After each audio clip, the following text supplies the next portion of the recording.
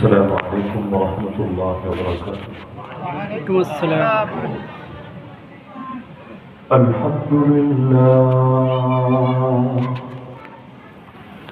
الحمد لله وحده وكفى وسلام এমনি বেশি খায় আর মহিলা মানুষের ইমোশন হলে তো কথাই নাই। আর যদি একটু কান্না জুড়ে দেওয়া যায় তাহলে তো এর উপর কোনো আলাপই নাই। একদিকে শহীদের লাশ থাকবে আর একদিকে মেট্রো রেল দেখেও যদি চোখের পানি না আসলেও অন্তত নাকের পানিও মোছা যায় তাও তো পাবলিক কিছুটা উল্লু হবে। তো এইরকম নারীদের কিছু চক্রান্ত যুগে যুগেই তো চলে। কারণ আবু বকর রাদিয়াল্লাহু আনহু তো পেরেশান, একবার তাকে তার দিকে আবার তাকে নবীর দিকে, হায় নবী তো এখানেই বসা, কিন্তু পাগলিটা দেখতে পাচ্ছে না, পারবে কিভাবে? আমার আল্লাহ গোপন পর্দা ফেলে রেখে দিয়েছেন। মুসা কত চেষ্টা করে হামাসের মুজাহিদিনদের ধর্মে বলে ওই আছে ছোট একটা শহরে, গাজা তো একদম ছোট শহর, একদম ছোট শহর, কিন্তু আদেশের দামও তার গোলামের কাছে থাকা লাগবে। তার মানে চাকরিজীবীর কাছে চাকরি রক্ষার দাম আছে, কিন্তু গোলামের কাছে গোলামি রক্ষার দাম আর বাকি নাই আমাদের চোখে। না হলে মুমিনের সব চলা দরকার ছিল কার আইন দিয়ে? বাংলাদেশের কোর্ট কাছারি চলে কার আইন দিয়ে?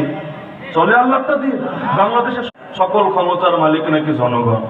তো আল্লাহ কি রে ভাই? সকল ক্ষমতার মালিক যদি জনগণ হয় আল্লাহ কি? বলবো হুজুর এই ক্ষমতা সেই ক্ষমতা না, চাঁদ উড়ায় সূর্য উড়ায় বৃষ্টি দেয়, আরে ওই ক্ষমতা না, এটা কে না বোঝে। লেকিন যেই ক্ষমতা তো যেই দেশটাকে যেই শহরটাকে পর্যন্ত মসজিদের শহর বলা হয় ওইখানে যদি হালত চলে। আর দুর্ঘটনার কথা বাদই দিলাম, যেই শহরকে মসজিদের শহর বলে ওই শহরকে পর্যন্ত কোরআনকে পায়ের তলায় ফেলে পিষ্ট করে।